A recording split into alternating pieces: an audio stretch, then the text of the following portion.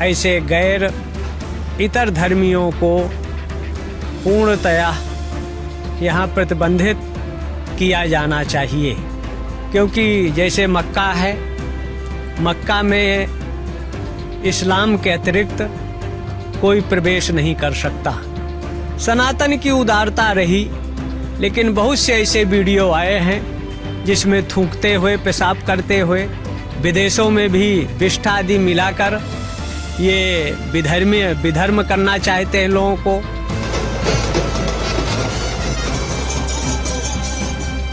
हमारे साथ बातचीत के लिए मौजूद हैं सुमेरु पीठ के पीठाधीश्वर जगत गुरु शंकराचार्य स्वामी नरेंद्रानंद सरस्वती जी। गुरु जी, महाकुंभ शुरू होने में बमुश्किल से लगभग 100 घंटे से भी कम का वक्त रह गया है, लेकिन अब इसे लेकर सवाल खड़े हो रहे हैं कि क्या यहाँ पर गैर सनातनियों का प्रवेश हो या न हो, क्योंकि शारदा पीठ के जो शंकराचार्य हैं उन्होंने भी इस बात को आगे बढ़ाया है कि जिन्हें वंदे मातरम कहने में हिचक होती है उनके लिए यहाँ के दरवाजे बंद होने चाहिए। आप इस पर क्या राय? कुंभ श्रद्धा, भक्ति, आस्था का आधार है, और जो गंगा,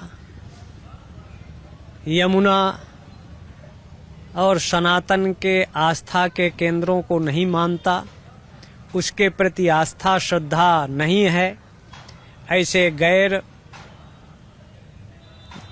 इतर धर्मियों को पूर्णतया यहाँ प्रतिबंधित किया जाना चाहिए, क्योंकि जैसे मक्का है, मक्का में इस्लाम के अतिरिक्त कोई प्रवेश नहीं कर सकता। सनातन की उदारता रही, लेकिन बहुत से ऐसे वीडियो आए हैं जिसमें थूकते हुए, पेशाब करते हुए, विदेशों में भी विष्ठा आदि मिलाकर ये विधर्म करना चाहते हैं लोगों को। तो ऐसी स्थिति को देखते हुए ये शुद्ध आस्था, श्रद्धा, भक्ति का आधार है। गैर सनातन धर्मावलंबियों को 100% पूर्णतया प्रतिबंधित किया जाना चाहिए। उनके खाद्य पदार्थों दुकानें भी यहाँ नहीं खोलना चाहिए, और अगर ये ऐसा नहीं करेंगे तो लोगों की आस्था, उनका धर्म भ्रष्ट होगा, जो एक तरह से गलत होगा, अनैतिक होगा, लोकतांत्रिक होगा, संवैधानिक होगा। लेकिन जब आप ये बातें कहते हैं तो कुछ जो विपक्षी पार्टियों के जो नेता है, राजनेता है, उनके पेट में दर्द शुरू होने लगता है। वो कहते हैं कि भाई महाकुंभ आस्था की जगह है, वहां पर सभी के लिए दरवाजे खुले होने चाहिए। विपक्षी की बुद्धि भ्रष्ट है। ये कुंभ को विवाद का इशू बनाना चाहते हैं। इन विपक्षियों को इलाज की जरूरत है, मेंटल जेल में इनको डालने की जरूरत है। सबके लिए आज तक खुले रहे और इन्होंने अनैतिक कृत्यों को प्रोत्साहन दिया, तो ऐसी स्थिति में इनको रोकना भी चाहिए। और जो कहते हैं कि सबके लिए, तो मस्जिदों को पहले खुलवाएं। मस्जिदों में सनातनियों के तब न समरसता होगी।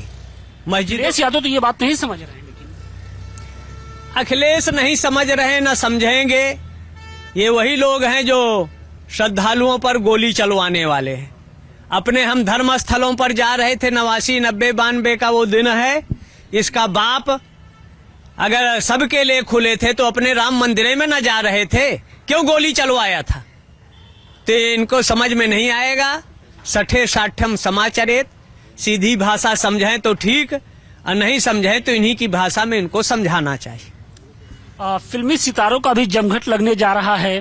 सवाल इस बात का है कि बॉलीवुड फिल्मों में तो आस्था का बिल्कुल मजाक उड़ा दिया जाता है, सनातन का मजाक उड़ाया जाता है, लेकिन अब उसी बॉलीवुड के जो अभिनेता हैं, कलाकार हैं, वो यहाँ आने के लिए आतुर दिख रहे हैं।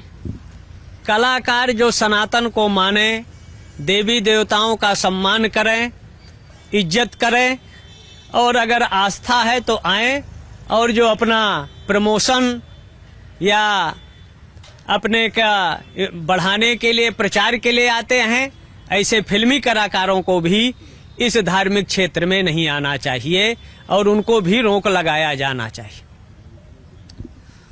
संभल से लेकर मुरादाबाद और बनारस में जो प्राचीन मंदिर हैं जहां पर कभी मुस्लिम समाज का कब्जा था, उसके खुलने का जो सिलसिला है वो लगातार जारी है।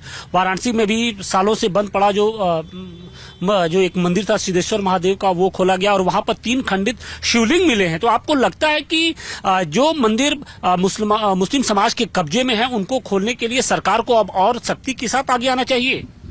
100% आगे आना चाहिए। और जो आस्था को इन लोगों ने, यही अखिलेश हैं, श्रृंगार गौरी में इनका बाप, कोई कोर्ट का आदेश नहीं, कुछ नहीं रोका था।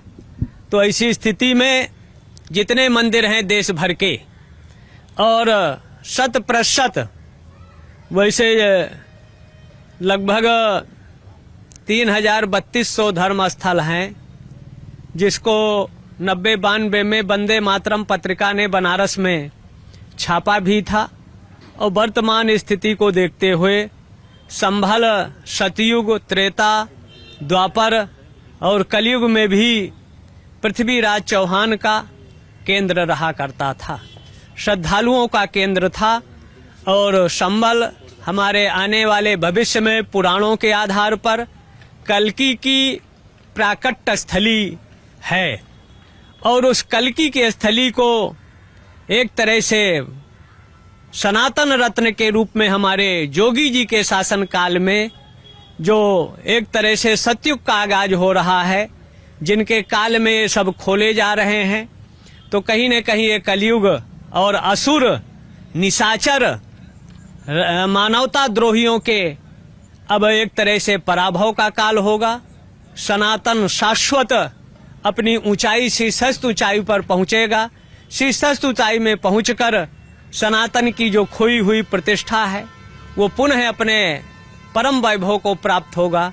जिससे आप परम वैभव की बात कर रहे हैं, उधर ओवैसी और वक्फ बोर्ड से जुड़े जो तमाम जो मौलवी हैं, वो अब तो महाकुंभ क्षेत्र में अपना दावा पेश करने लगे हैं।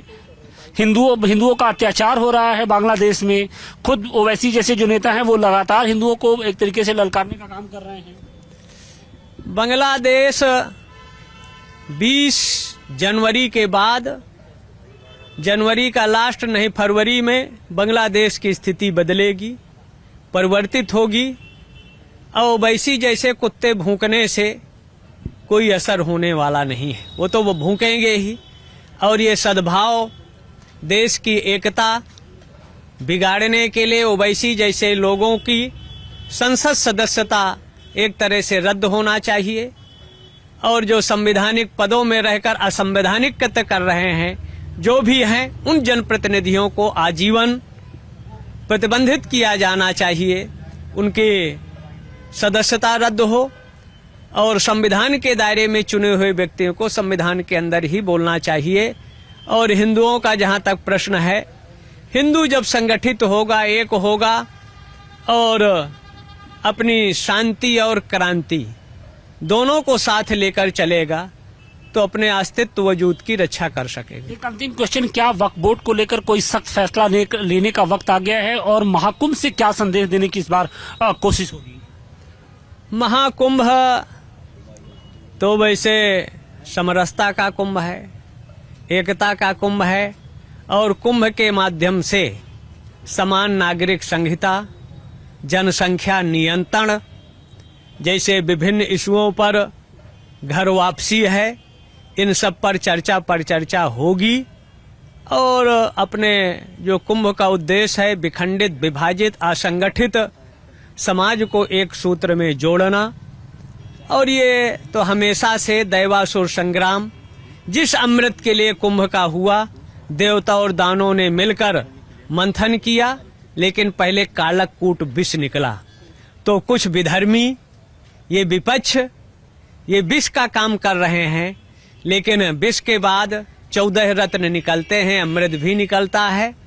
और अमृत पान करने के बाद ये कपट कलेवर का भेष धारण कर आस्तीन के जो सांप हैं विपक्ष के कई नेता, इनका राहु जैसे स्थिति होगा और सनातन या देव संस्कृति अपने परम लक्ष्य को प्राप्त करेगी। इन सब का अंत होगा, सफाया होगा। उसके लिए सबको एकबद्ध होकर, संगठित होकर, सनातन जाति भाषा से ऊपर होकर एकबद्ध होकर काम करने की जरूरत है। धन्यवाद गुरुजी।